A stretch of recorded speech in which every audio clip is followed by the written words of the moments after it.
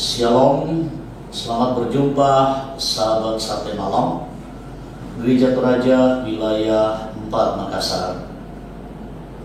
Saya Pendeta Agustinus Palik dari Gereja Toraja Jemaat Ramah Klasis Makassar Tengah siap untuk berbagi berkat firman Tuhan malam hari ini.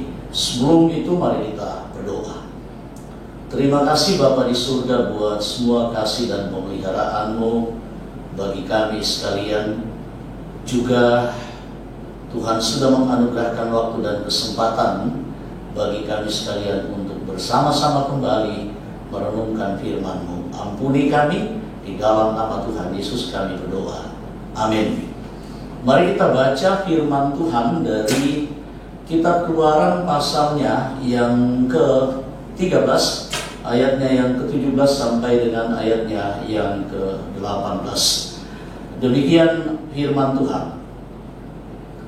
Setelah Fir'aun membiarkan bangsa itu pergi, Allah tidak menuntun mereka melalui jalan ke negeri orang Filistin, walaupun jalan ini yang paling dekat. Sebab firman Allah, jangan-jangan bangsa itu menyesal apabila mereka menghadapi peperangan sehingga mereka kembali ke Mesir. Tetapi Allah menuntun bangsa itu berputar melalui jalan di padang gurun menuju ke laut Tiberau. Dengan siap sedia berperang, berjalanlah orang Israel dari tanah Mesir. Demikian firman Tuhan. Berbahagia kita sekalian yang boleh mendengarkan dan merenungkan firman Tuhan, tetapi kita diharapkan untuk terus menjadi pelaku-pelaku firman. Maka ketika firman Tuhan kita nyatakan, disitulah kebahagiaan. Tuhan menolong kita. Bapak Ibu, saudara-saudara, sahabat Sate Malam, saat teduh malam Gereja Toraja Wilayah 4 Makassar, mari kita renungkan firman Tuhan dengan tema cara Tuhan mengasihi. Bapak Ibu, saudara-saudara, terkadang kita salah menilai. Menilai salah, keliru dalam memahami, melihat, dan menilai sesuatu. Nah, ketika itu terjadi, apa yang akan terjadi pada diri kita? Kita bisa malu. Dalam kekeliruan seperti itu kita juga bisa terbeban secara psikis, dan bahkan dalam kekeliruan menilai, yang rugi kita juga yang rugi sendiri. Nah, terkadang sikap seperti itu juga sering nyata dalam hidup kita. Kita salah menilai suami kita, kita salah menilai istri kita, anak-anak kita. Kita salah menilai sesama kita, teman-teman dan sahabat kita. Terkadang yang jadi ukuran juga itu menyangkut selera, keinginan, pikiran, dan perasaan kita. Nah, bagaimana Bapak Ibu saudara-saudara ketika hal ini juga terjadi dalam menilai tindakan-tindakan, perbuatan-perbuatan, dan karya Tuhan dalam hidup kita? Apa jadinya ketika juga kita salah menilai Tuhan? Nah, Bapak Ibu saudara-saudara, jika kita lihat bacaan kita, mungkin kita akan berpikir, kenapa Tuhan dalam berkarya menyatakan kasih-Nya, pembebasannya bagi umat Israel dari tanah Mesir ke tanah perjanjian, Allah menuntun umat-Nya melalui perjalanan yang sangat panjang, jalan yang berkelok-kelok, jalan yang penuh dengan bahaya, jalan yang syarat dengan tantangan, jalan yang syarat dengan berbagai macam kesulitan, penuh dengan mara bahaya. Jalan yang begitu sangat jauh. Waktu yang ditempuh kira-kira ada 40 tahun, itu begitu sangat lama. Lalu toh ketika ada jalan pintas, kenapa tidak melalui jalan itu saja? Bukankah dalam bacaan kita ada jalan yang paling dekat, di mana dari Mesir itu orang Israel bisa melalui jalan ke negeri orang-orang Filistin dan menuju ke tanah perjanjian. Lalu kenapa Allah tidak menuntun bangsa Israel melalui jalan yang singkat, jalan yang pintas itu, jalan yang paling dekat itu? Kenapa harus melalui jalan yang paling jauh? Dan bahkan penuh dengan persoalan, pergumulan, kesulitan di situ. Dan berkali-kali umat Tuhan bersungut-sungut, berkali-kali umat Tuhan kecewa, berkali-kali umat Tuhan menyesal melalui jalan itu. Dan berkali-kali umat Tuhan memberontak kepada Tuhan. Tidak ada jalan yang lebih baik. Lalu apa maksud Tuhan? Nah, menurut penilaian kita, langkah baiknya ketika lewat jalan yang paling dekat, bukan melalui padang gurun, bukan melalui laut Tiberau dan seterusnya tiba ke tanah Kanaan. Apa pentingnya jalan itu bagi Tuhan? Nah, mungkin di sini kita salah menilai apa maksudnya Tuhan.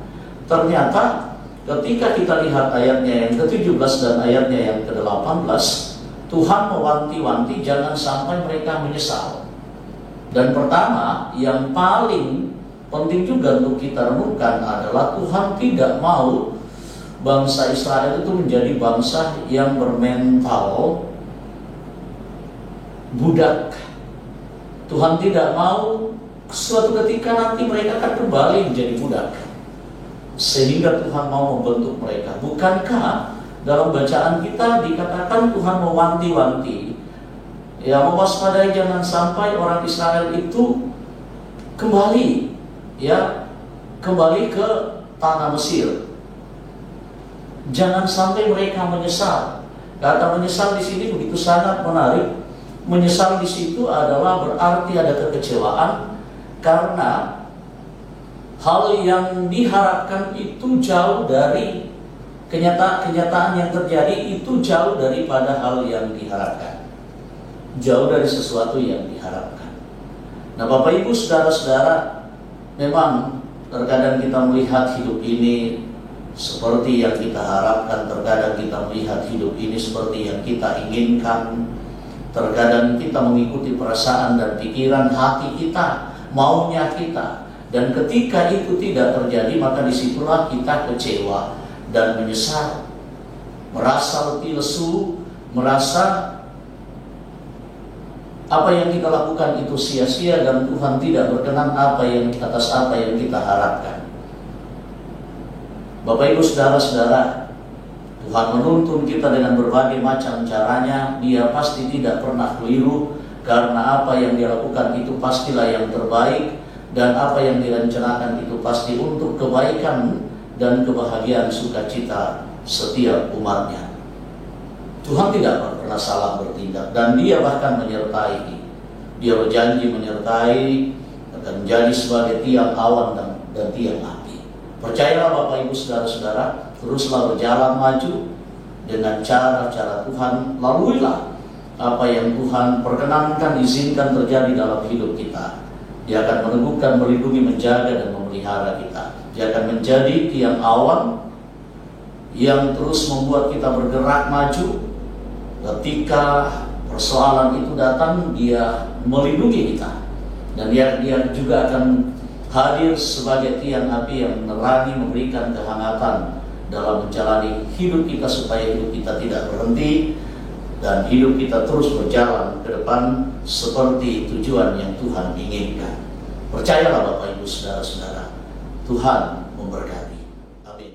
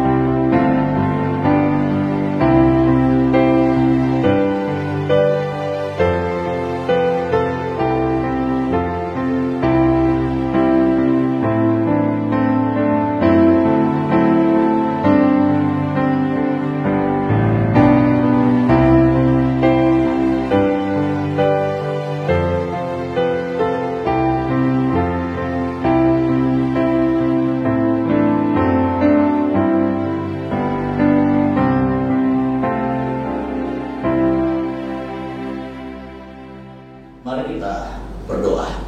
Puji syukur kepadamu ya Bapa di surga, firman-Mu meneguhkan kami untuk terus berjalan sesuai dengan rencana-Mu, menjalani kehidupan ini sesuai dengan maksud-Mu.